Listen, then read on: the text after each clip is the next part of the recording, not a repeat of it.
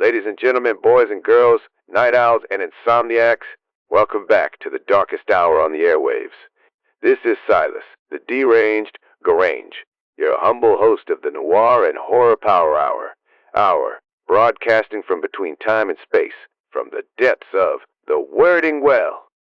Tonight, we return once more to the archives of one Howard Phillips Lovecraft, but this evening's tale is different. It is not about the darkness between stars or the things that crawl beneath the sea. It is about cats, and about what cats remember when we have forgotten. This tale is called The Cats of Ulthar. It was written in 1920, and it is one of the gentlest horrors Lovecraft ever committed to paper. The manuscript came to me wrapped in black fur. I do not own a cat. Listen, and perhaps be kind to the next stray that crosses your path. The Cats of Ulthar. It is said that in Ulthar, which lies beyond the river Skai, no man may kill a cat, and this I can verily believe as I gaze upon him who sitteth purring before the fire.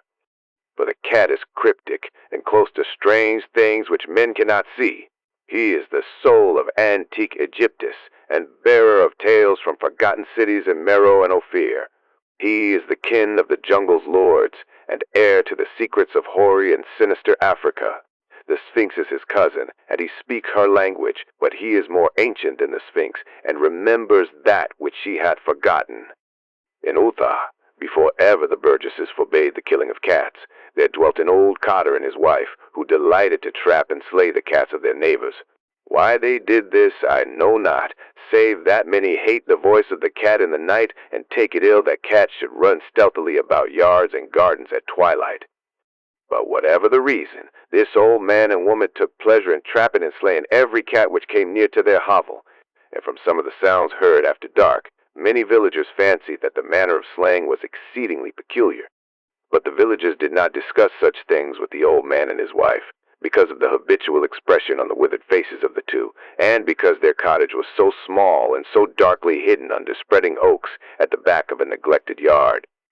In truth, much as the owners of cats hated these odd folk, they feared them more, and instead of berating them as brutal assassins, merely took care that no cherished pet or mouser should stray toward the remote hovel under the dark trees.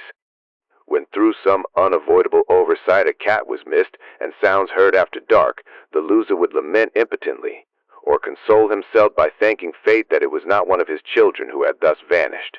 For the people of Ulthar were simple, and knew not whence it is all cats first came. One day a caravan of strange wanderers from the south entered the narrow cobbled streets of Ulthar. Dark wanderers they were, and unlike the other roving folk who passed through the village twice every year. In the marketplace they told fortunes for silver and bought gay beads from the merchants. What was the land of these wanderers none could tell, but it was seen that they were given to strange prayers, and that they had painted on the sides of their wagons strange figures with human bodies and the heads of cats, hawks, rams, and lions. And the leader of the caravan wore a headdress with two horns and a curious disc betwixt the horns. There was in this singular caravan a little boy with no father or mother, but only a tiny black kitten to cherish. The plague had not been kind to him, yet had left him this small, furry thing to mitigate his sorrow, and when one is very young, one can find great relief in the lively antics of a black kitten. So the boy, whom the dark people called Minas, smiled more often than he wept as he sat playing with his graceful kitten on the steps of an oddly painted wagon. On the third morning of the wanderer's stay in Ulthar, Minas could not find his kitten, and as he sobbed aloud in the marketplace, certain villagers told him of the old man and his wife, and of sounds heard in the night. And when he heard these things, his sobbing gave place to meditation, and finally to prayer. He stretched out his arms toward the sun and prayed in a tongue no villager could understand, though indeed the villagers did not try very hard to understand, since their attention was mostly taken up by the sky and the odd shapes the clouds were assuming. It was very peculiar, but as the little boy uttered his petition, there seemed to form overhead the shadowy, nebulous figures of exotic things, of hybrid creatures crowned with horn-flanked discs. Nature is full of such illusions to impress the imaginative. That night the wanderers left Ulthar and were never seen again. and the householders were troubled when they noticed that in all the village there was not a cat to be found. From each hearth the familiar cat had vanished. Cats large and small, black, gray, striped, yellow, and white. Old Cranon, the burgomaster, swore that the dark folk had taken the cats away in revenge for the killing of Menace's kitten, and cursed the caravan and the little boy. But Neith, the lean notary, declared that the old Cotter and his wife were more likely persons to suspect, for their hatred of cats was notorious and increasingly bold. Still, no one durst complain to the sinister couple, even when little Atau, the innkeeper's son, vowed that he had at twilight seen all the cats of Ulthar in that accursed yard under the trees, pacing very slowly and solemnly in a circle around the cottage, two abreast, as if in performance of some unheard-of rite of beasts. The villagers did not know how much to believe from so small a boy, and though they feared that the evil pair had charmed the cats to their death, they preferred not to chide the old Cotter till they met him outside his dark and repellent yard. So Ulthar went to sleep in vain anger, and when the people awaked at dawn, behold, every cat was back at his accustomed hearth, large and small, black, gray, striped, yellow, and white. None was missing. Very sleek and fat did the cats appear, and sonorous with purring content. The citizens talked with one another of the affair, and marveled not a little. Old Cranon again insisted that it was the dark folk who had taken them, since cats did not return alive from the cottage of the ancient man and his wife. But all agreed on one thing, that the refusal of all the cats to eat their portions of meat or drink their saucers of milk was exceedingly curious. And for 2 whole days the sleek, lazy cats of Ulthar would touch no food, but only doze by the fire or in the sun. It was fully a week before the villagers noticed that no lights were appearing at dusk in the windows of the cottage under the trees. Then the lean Nith remarked that no one had seen the old man or his wife since the night the cats were away. In another week the burgomaster decided to overcome his fears and call at the strangely silent dwelling as a matter of duty, though in so doing he was careful to take with him Shang the blacksmith and Thule the cutter of stone as witnesses. And when they had broken down the frail door, they found only this: 2 cleanly picked human skeletons on the earthen floor, and a number of singular beetles crawling in the shadowy corners. There was subsequently much talk among the burgesses of Ulthar. Zath, the coroner, disputed at length with Nith, the lean notary, and Cranon and Shang and Thule were overwhelmed with questions.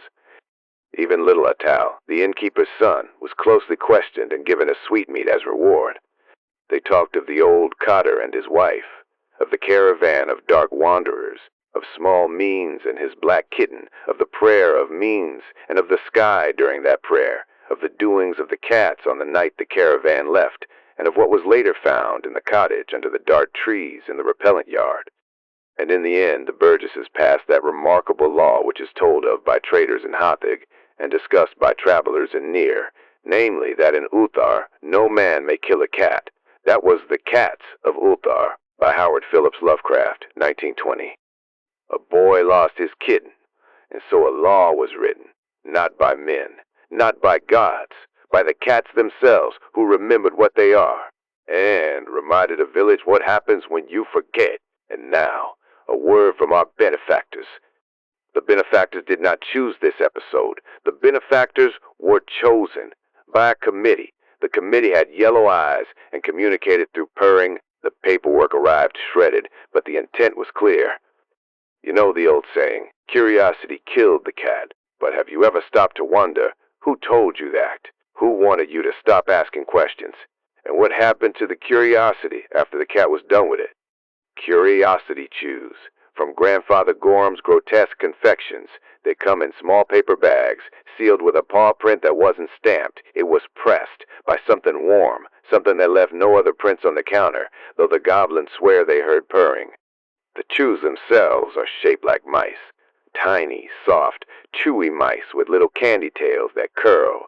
The goblins insist they mold them by hand. But the molds are always full before the goblins arrive in the morning. The mice are already there, waiting, still warm. Place one on your tongue. Bite down. You'll feel it, a sudden, irresistible urge to know. To know what's behind the locked door, what's written on the last page, what your neighbor keeps in the cellar, What the old woman at the end of the lane whispers to her 14 cats at midnight. You'll need to know, the way you need to breathe. The first chew is gentle, a mild inquisitiveness. You'll find yourself reading the backs of cereal boxes with desperate intensity, studying the cracks in your ceiling as though they were maps. You'll become fascinated by keyholes. Not for what's on the other side, for the shape of the keyhole itself, the geometry of access, the architecture of secrets. The second chew is less gentle. You'll start opening drawers that aren't yours, reading letters addressed to strangers, following cats down alleyways because they seem to know where they're going, and you need to know too. You need to know where the cats go, what the cats see, what the cats know that you don't. Do not eat a third chew. The goblins are very clear about this. The sign says 2 per customer. The sign is written in scratch marks.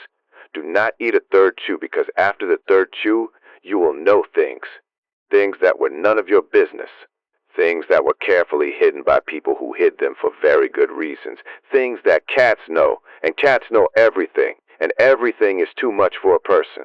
A person is not built for everything. A person is built for almost nothing when you think about it, which you will, constantly, after the third chew. Side effects may include following stray cats for hours, sitting in dark rooms listening to walls, an inability to stop reading obituaries, asking questions at funerals, and a persistent feeling that you are being watched by something that already has all the answers. Curiosity chews, for when you need to know, especially when you shouldn't. Available at Grandfather Gorham's Grotesque Confections, corner of Wither in Maine. The goblins accept cash, silver, or a secret you've never told anyone. The cats accept only your attention. They've always had it. You just didn't notice until now. This has been a word from our benefactors. We return you now to the static between stations, where something is purring. You know, I understand the appeal, the need to know. I spent a long time in this booth asking questions into the dark. Sometimes the dark answers. Sometimes the answer is a cat sitting in the doorway, watching me with those yellow eyes that see in spectrums I can't name. It knows what I'm going to say before I say it. It knew before I knew. Cats are like that. They live 3 seconds ahead of the rest of us, and they use those 3 seconds to judge. This is Silas, the Deranged, Garaynj, signing off from the flicker between timelines, the only signal that doesn't blink when the darkness looks back. Sleep well, dear listeners, and if your cat is staring at you right now, it's not curiosity. It already knows. It's just waiting for you to figure it out. They always are.